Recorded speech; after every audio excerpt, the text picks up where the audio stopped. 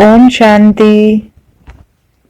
19/7/2021 की मुरली से अशरीरी शिव बाबा का होमवर्क।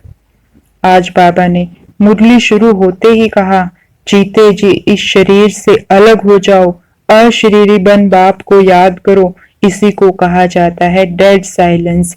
यह ही सच्ची शांति है। आज बाबा ने बार बार कहा, अशरीरी हो बैठो, अशरीरी हो जाओ, जीते जी इस शरीर से अलग हो जाओ। आज बाबा ने हमें वरदान भी यही दिया, मर जीवा भव। तो आज हम सारा दिन बार बार अशरीरी होने का अभ्यास करेंगे और कल अमृत वेला और हर रोज अमृत वेला अशरीरी होने का अभ्यास करेंगे, क्योंकि अंतिम पेपर यही है। हम इस शरीर से एक सेकंड में डिटैच हो जाएं, अलग हो जाएं, जब हमारा मन करे इस शरीर में आए और जब हमारा मन करे अपने बाबा के पास परम धाम में जाकर बैठ जाएं। इतना अभ्यास हमें अशरीरी अवस्था का करना है। बाबा ने हमें इसकी युक्ति भी बताई। बाबा ने कहा कि जैसे मैं इस शरीर में आता हूँ तो निर्बंधन होता हूँ, ना इस शरीर के संस्कारों का ना स्वभाव का मुझ पर असर होता है, ऐसे ही तुम भी निर्बंधन बनो। मूल वतन की स्थिति में स्थित होकर फिर नीचे आओ, अपने अनादि आदि स्वरूप को स्मृति में रखो और अवतरित हुई अवतार आत्मा समझकर कर्म करो। तो आज हम सारा दिन यही अभ्यास करेंगे। मैं आत्मा परम धाम में हूँ, बिल्कुल इस शरीर का भान भी नहीं है। परम धाम में क्या मुझे पता था कि मैं काली हूँ, गोरी हूँ? क्या मुझे अब इन संबंधियों का भान था? क्या कोई मुझे खींचता था?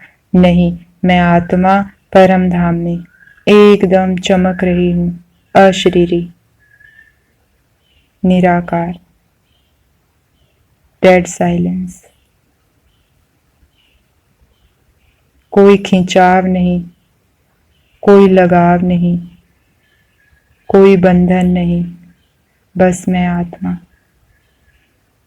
एकदम शांत। हम परम धाम की स्थिति का कुछ देर अनुभव कर फिर नीचे आएंगे, इस शरीर में बैठेंगे और उसी अवस्था का अनुभव करेंगे।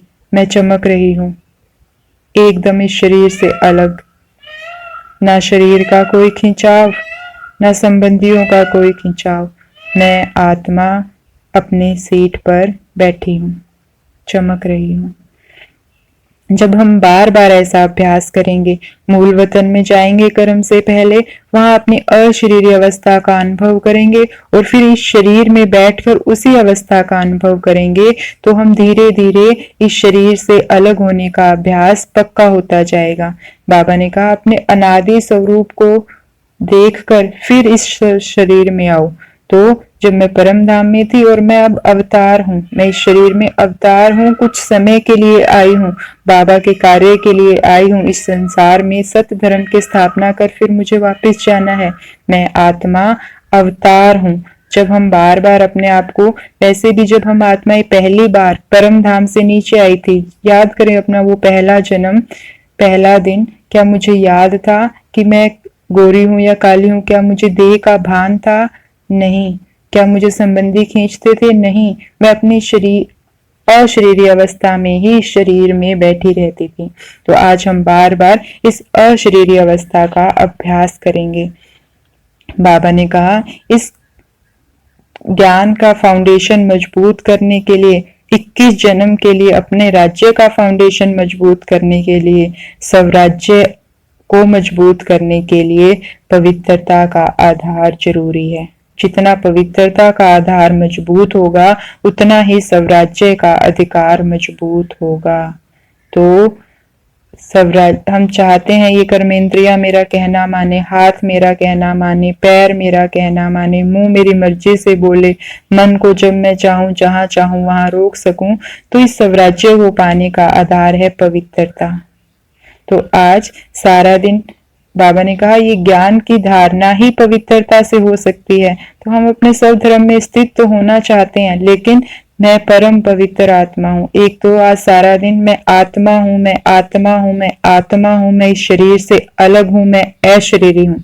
इसका अभ्यास सारा दिन मंत्र की तरह करेंगे और अपने चमकते हुए स्वरूप को देखेंगे। ना फरिश्ता, ना ब्रह्मा बाबा, कुछ नहीं, निराकार शिव बाबा सामने, और मैं आत्मा भी अपने पिता की तरह बिल्कुल निराकार।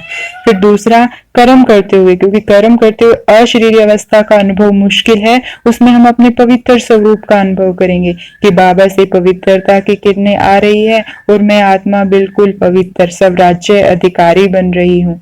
मेरा 21 जन्मों के लिए पवित्रता की धारणा इतनी मजबूत, मेरा राज्य इतना मजबूत कि कोई उसे हिला नहीं सकता। तो मैं आत्मा हूँ, मैं आत्मा हूँ, मैं इस शरीर से अलग हूँ, मैं परम पवित्र आत्मा हूँ। ये 3 सम्मान की तरह सारा दिन हमारे चलते रहेंगे और बाबा की याद से हम वायुमंडल को भी शक्तिशाली बनाते रहेंगे। तो ऐसी निर्बंधन अवतरित आत्माओं को ओम शांति। शुक्रिया बाबा।